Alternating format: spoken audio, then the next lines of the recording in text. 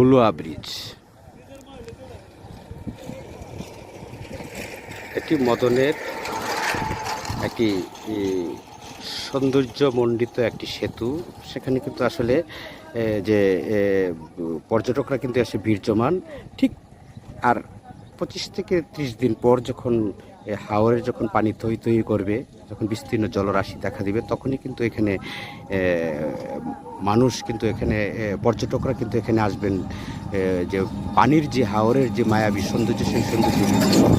এছাড়া এই সেতুটি কিন্তু মদনের যে গাজীপুর ইউনিয়ন, কদমশ্রী গ্রাম, এইসব গ্রামের সাথে কিন্তু একটি সংযোগ স্থাপন হয়েছে।